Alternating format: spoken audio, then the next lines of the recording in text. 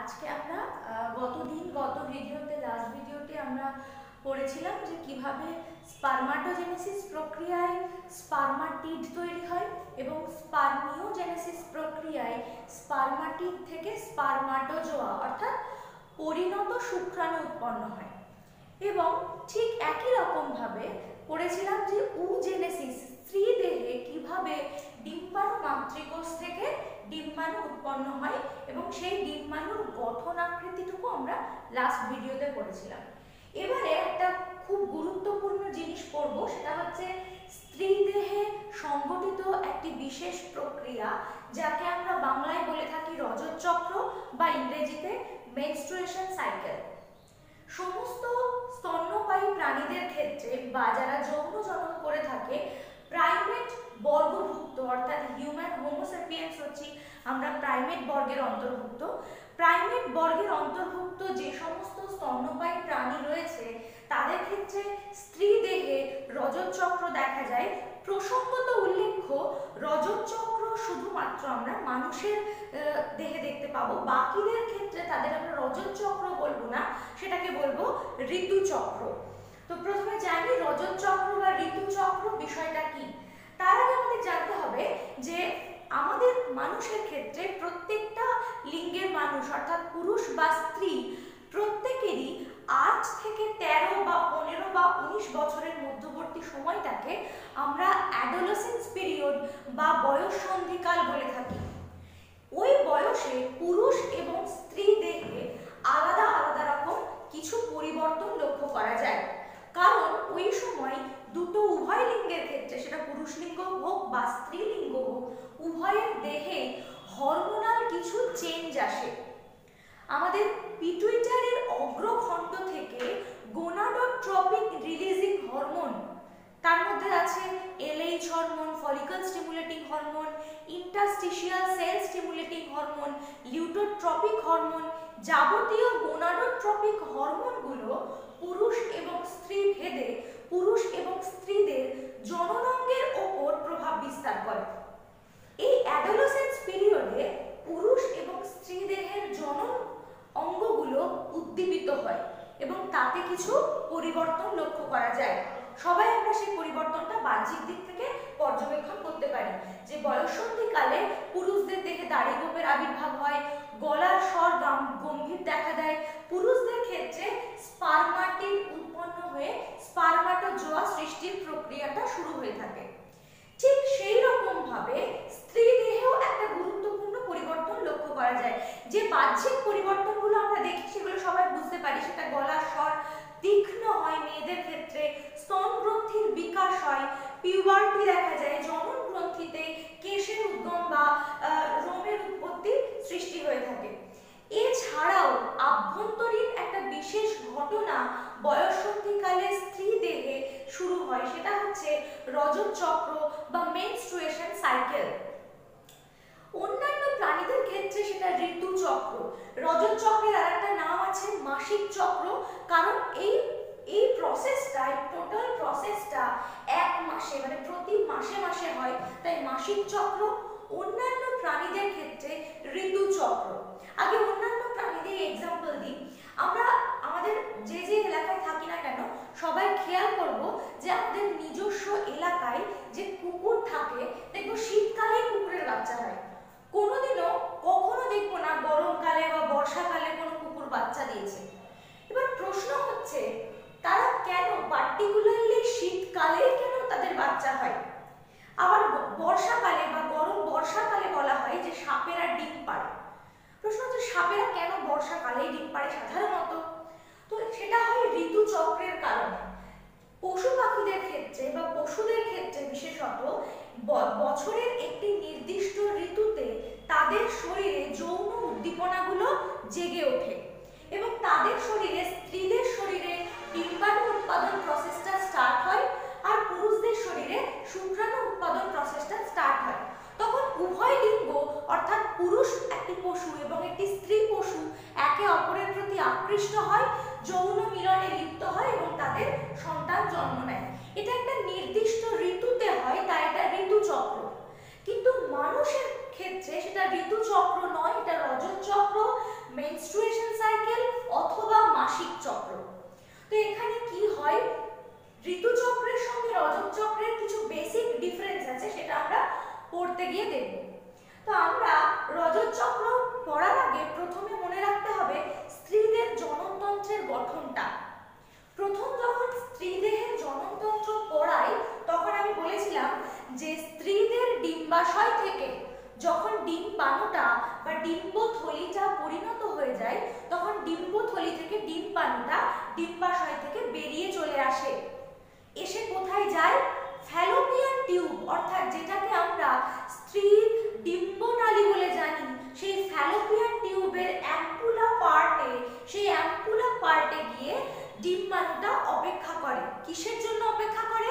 অপেক্ষা করে শুক্রাণুর জন্য। কতদিন অপেক্ষা করে?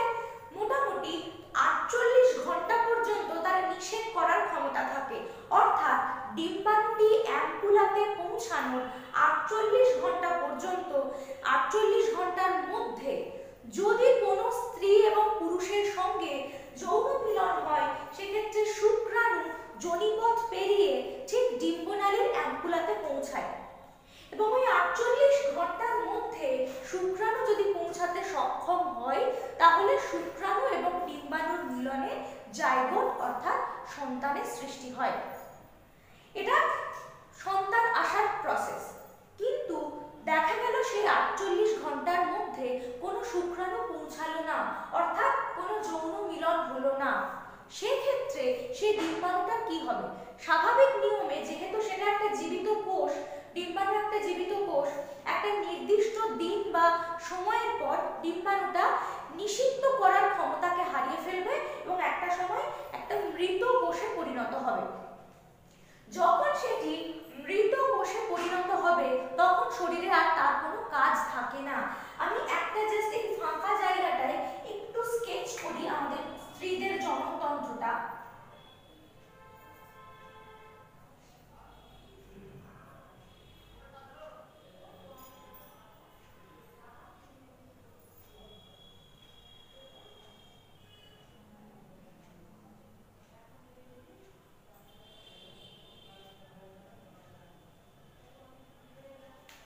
এটা হচ্ছে স্ত্রীদের জননতন্ত্র একরকম, যেটাকে আমরা এটাকে জরায়ু বলে থাকি। এটা এই গোল গোল দুটো হচ্ছে ডিম্বাশয় আর এইটা হচ্ছে আমাদের ডিম্বনালী বা ফ্যালোপিয়ান টিউব। তো আমি কি বললাম? বললাম যে ডিম্বাশয়ের মধ্যে প্রতিনিয়ত এই যে ডিম্বথলি, এটা হচ্ছে ডিম্বাণু, ডিম্বাণুকে ঘিরে একটা থলি থাকে, সেটা ক্রমশ পরিণত হয়। যখন পরিণত হয়ে যায় তখন এই ডিম্বথলিটা ডিম্বাণুটাকে, এই যে এই ভেতরে অ্যান্ট্রামটা এত বেশি প্রেসার দেয় যে ডিম্বাণুটা ডিম্বথলিকে ফাটিয়ে বাইরে বেরিয়ে চলে আসে। এই ঘটনাটা কোথায় ঘটে? ঠিক এই জায়গাটায়। যখন এই ডিম্বাণু ফেটে বাইরে বেরিয়ে গেল তাকে আমরা বলি ওভিউলেশন, বেরিয়ে যাওয়া। তো ডিম্বাণুটা বেরিয়ে গিয়ে যাবে কোথায়? সে এই যে এখানে একটা ছিদ্র পথ দিয়ে এই অ্যাম্পুলাতে অপেক্ষা করে। এই 48 ঘন্টার মধ্যে যদি সেই স্ত্রী কোনো পুরুষের সঙ্গে যৌন মিলন হয় সেক্ষেত্রে শুক্রাণু যোনিপথ দিয়ে প্রবেশ করে এখানে শুক্রাণু যায় এবং নিষেক ঘটিয়ে জাইগোট বা সন্তানের সৃষ্টি হয়। কিন্তু 48 ঘন্টার মধ্যে শুক্রাণু যে প্রবেশ করবে সেটা নাও হতে পারে। যদি শুক্রাণু প্রবেশ না করে তাহলে এই ডিম্বাণুটা কি হবে? এই ডিম্বাণুটা একটা নির্দিষ্ট সময় পর মারা যাবে। এবার মারা যাওয়ার পর সে কি এখানে থেকে যাবে? থাকবে না। আমি ধরে নিলাম সে এখানে থেকে গেল। মনে রাখবে মেয়েদের ক্ষেত্রে প্রতি মাসে মানে অল্টারনেটিভ ডিম্বাশয় থেকে একটা করে ডিম্বাণু বাইরে বেরিয়ে যায়। অর্থাৎ প্রতি মাসে একটা মাসে, প্রথম মাসে যদি এই ডিম্বাশয় থেকে ওভিউলেশন হয়, পরের মাসে এই ডিম্বাশয় থেকে ওভিউলেশন হবে। এবার আমি ধরে নিলাম যে কোনো একটি মেয়ের তার 7 থেকে 8 মাস কোনো রকম যৌন মিলন হলো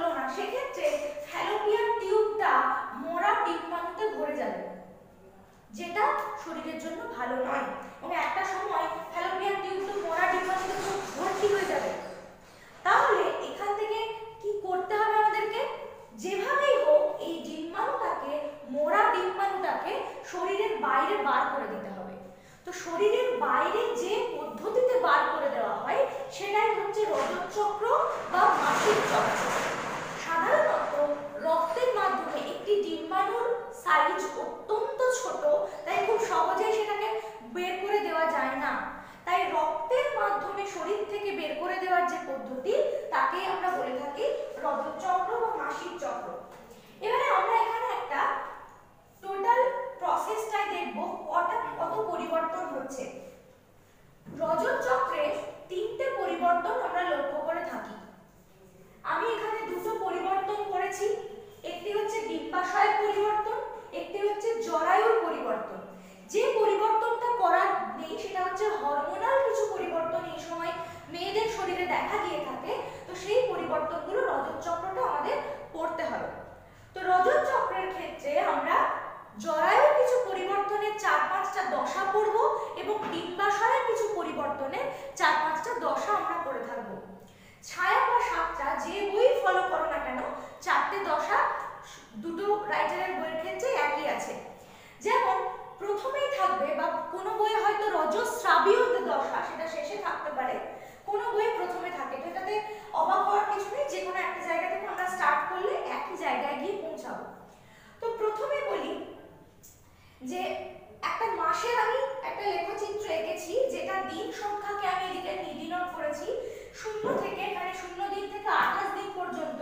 যদিও একটা মাস 30 দিনে হয়, জাস্ট আমার 28 দিন লাগবে বলে আমি 28টা দিন এখানে এঁকেছি।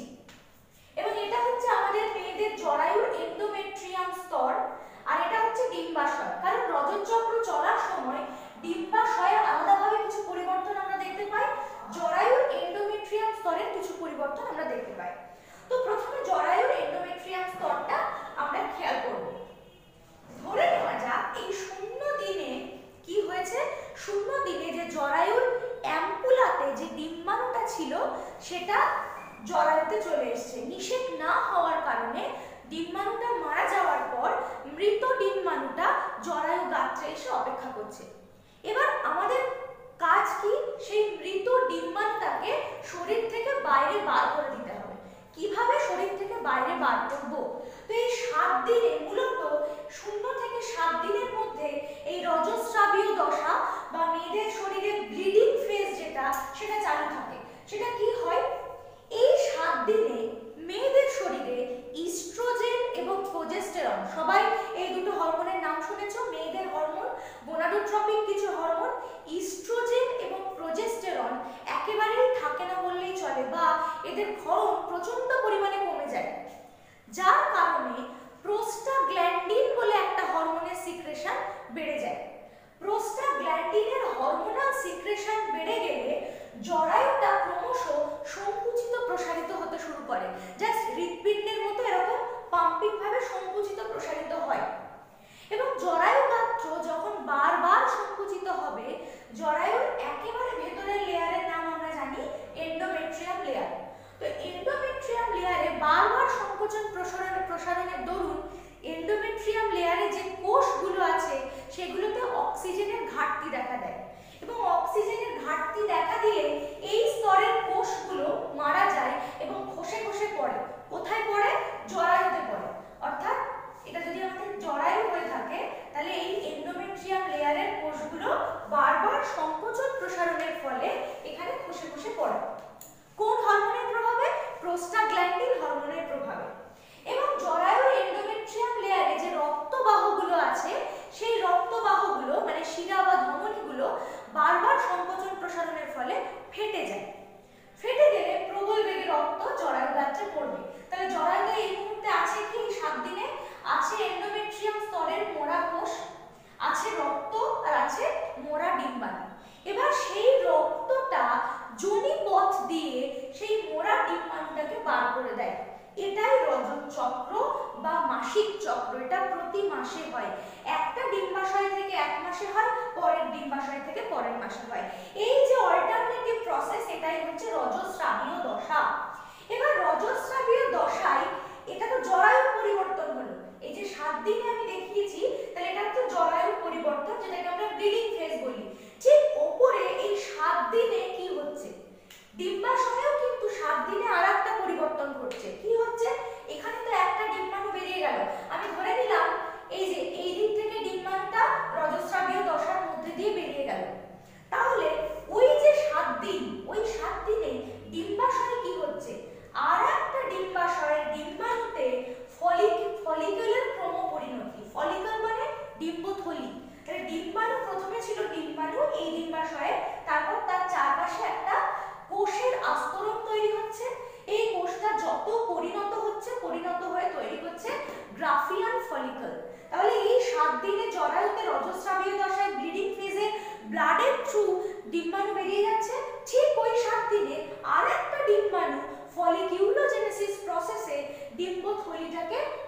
করছে।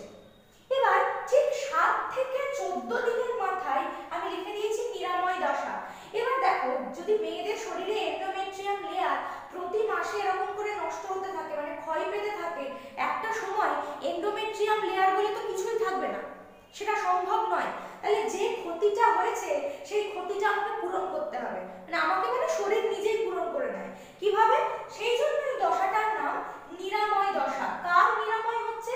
এন্ডোমেট্রিয়াম লেয়ারের যে ক্ষত সেটা নিরাময় হচ্ছে। এবার এখানে একটা স্টুডেন্টদের প্রশ্ন থাকে যে শিরা বা ধমনী যে ফেটে গেল তাহলে কি সারা জীবন রক্ত বেরিয়ে যাবে? না, এই 7 দিন পর অটোমেটিক প্রসেসে ওখানে কোষ তৈরি হয়ে গিয়ে যে ফাটলটা ধরেছিল শিরা ধমনীতে সেটা বন্ধ হয়ে যায়। তাই সেখানে সারা বছর বা 24 মানে 365 দিনই ব্লিডিং হয় সেরকম নয়।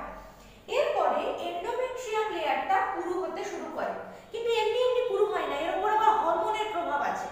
তাহলে 7 দিনে ইস্ট্রোজেন প্রজেস্টেরন কমে গেছিল। 7 দিন পর হরমোনের কি পরিবর্তন হলো? 7 দিন পর আমাদের মাথায় থাকা পিটুইটারি গ্ল্যান্ডের অগ্রখণ্ড থেকে ক্ষরিত হয় ফলিকল স্টিমুলেটিং হরমোন। সেই ফলিকল স্টিমুলেটিং হরমোন এই ফলিকল তৈরিতে সাহায্য করে। যে এই ফলিকল তৈরি হয়ে গেল, আমরা ক্লাস 10 বা 11 এ পড়ে এসেছি যে ফলিকল থেকে ক্ষরিত হয় ইস্ট্রোজেন হরমোন। যে ইস্ট্রোজেন হরমোন এই 7 দিনে একেবারে ছিল না বললেই চলে। তাহলে যখনই ফলিকলটা তৈরি হয়ে গেল, ইস্ট্রোজেনের পরিমাণটা শরীরে আস্তে আস্তে আস্তে আস্তে বাড়ছে। যে ইস্ট্রোজেনের পরিমাণটা বাড়বে, এন্ডোমেট্রিয়াম লেয়ারটা ক্রমশ একটু একটু একটু করে পুরু হতে শুরু করবে।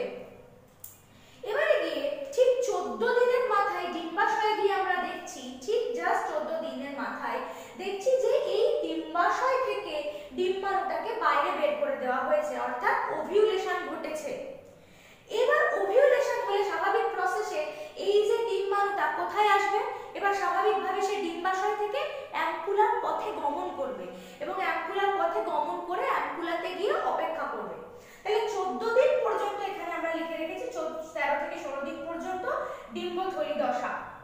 এবার নেক্সট এই যে 14 থেকে 28 দিন, এই যে 14 দিন মাঝখানে, এটাকে আমরা বলবো প্রাক রজস্রাবীয় দশা, মানে রজস্রাব বা ব্লিডিং ফেজের ঠিক আগের দশাগুলো, বা এটাকে আরেকটা নাম দেওয়া যায় লুটিয়াল দশা। কেন লুটিয়াল দশা বলে দিচ্ছি।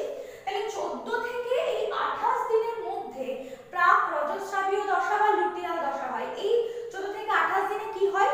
ক্ষয়ে যাওয়া এন্ডোমেট্রিয়াম স্তরটা একটু একটু করে পুরু হচ্ছে। কার প্রভাবে? ইস্ট্রোজেন এবং প্রজেস্টেরনের প্রভাবে। ইস্ট্রোজেন তো পেলাম ফলিকল থেকে, কিন্তু প্রজেস্টেরন পাচ্ছি কোথা থেকে? তাহলে এই ওভিউলেশন প্রক্রিয়ায় এই যে ওভিউল বা উটিড, যেটাকে আমরা ডিম্বাণু বলছি, সেটা অ্যাম্পুলাতে গিয়ে অপেক্ষা করছে। তখন ডিম্বাশয়ে পড়ে আছে ফাঁকা ডিম্বথলি, যার মধ্যে কোনো ডিম্বাণু নেই। এবার ফাঁকা ডিম্বথলিটা একটা নতুন গ্রন্থিতে পরিণত হয়, যার নাম কর্পাস লুটিয়াম। এই লুটিয়াম থেকে এসেছে লুটিয়াল দশা। কর্পাস লুটিয়ামের বাংলা হচ্ছে পিত গ্রন্থি। পিত সাধারণত হলুদ কালারকে বলা হয়ে থাকে। এখানে লিউটিন নামক একটা রঞ্জক পদার্থ, যার রং হচ্ছে হলুদ, সঞ্চিত হওয়ায় এই ফাঁকা ডিম্বথলিটা একটা গ্রন্থিতে পরিণত হয়, যাকে বলে কর্পাস লুটিয়াম বা বাংলায় বললে পিত গ্রন্থি। যখনই কর্পাস লুটিয়াম তৈরি হয়ে যাবে, এ প্রজেস্টেরন হরমোনের সাপ্লাই দেবে। শুধু প্রজেস্টেরন নয়, ইনহিবিন নামক একটা হরমোনও ক্ষরণ করবে। তাহলে এ ক্ষরণ করলো ইস্ট্রোজেন, এ ক্ষরণ করছে প্রজেস্টেরন এবং ইনহিবিন। এবং প্রজেস্টেরন এবং ইস্ট্রোজেনের মাত্রা এই 14 থেকে 28 দিনে মেয়েদের শরীরে প্রচুর থাকে, যার ফলে জরায়ুর এন্ডোমেট্রিয়াম স্তরটা ঠিক যেখানে ছিল আবার সেখানে তৈরি হয়ে যায়। কোনো রকম ঘাটতি না রেখে আবার পুনরায় সেই জরায়ুর এন্ডোমেট্রিয়াম স্তরটা তৈরি হয়ে যায়। এটা জরায়ুতে হয়, কিন্তু ডিম্বাশয়ে কি হয়? ডিম্বাশয়ে তখন এই যে এই ওভিউলেশনটা কর্পাস লুটিয়াম গঠন করে প্রজেস্টেরন হরমোন ক্ষরণ করে। তিনটে ঘটনা মনে রাখতে হবে। একটা হচ্ছে 14 থেকে 28 দিনে এই যে জরায়ুর এন্ডোমেট্রিয়াম লেয়ার তৈরি হচ্ছে কোথায়? জরায়ুতে। নেক্সট ডিম্বাশয় হচ্ছে কি?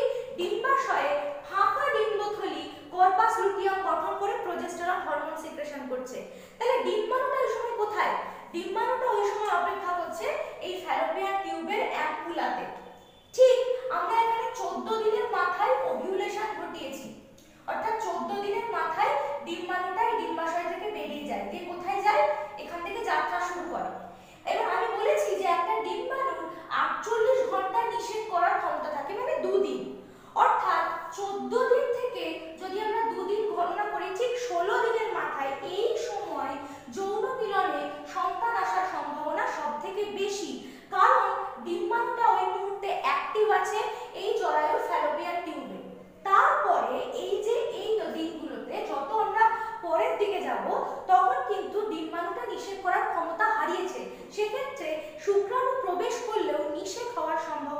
না বললেই চলে।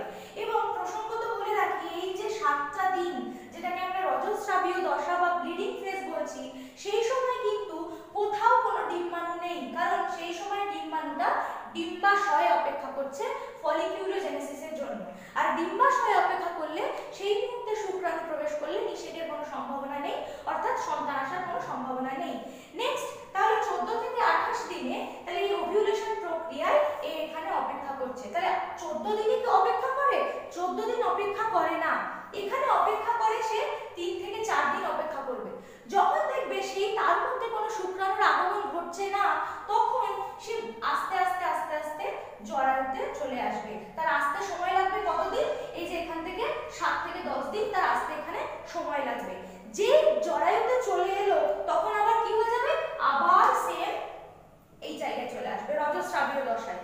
যদি এটা আমরা রজত চক্র বলি, চক্র মানে যেখান থেকে স্টার্ট করেছিলাম সেখানেই আবার শেষ হবে। তাহলে শুরু করেছিলাম রজস্রাবীয় দশা দিয়ে, তারপর এন্ডোমেট্রিয়াম লেয়ারে নিরাময় দশা হলো, ডিম্বথলি দশা হলো, সেখান থেকে লুটিয়াল দশা হলো, পুনরায় আবার যখন ডিম্বাণুটা জরায়ুতে চলে এলো পুনরায় আবার এখানে রজস্রাবীয় দশা স্টার্ট হয়ে গেল।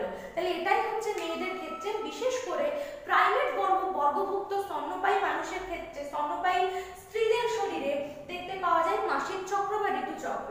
তবে বলে রাখি, প্রথম ঋতুচক্র স্টার্ট হওয়াকে বলা হয়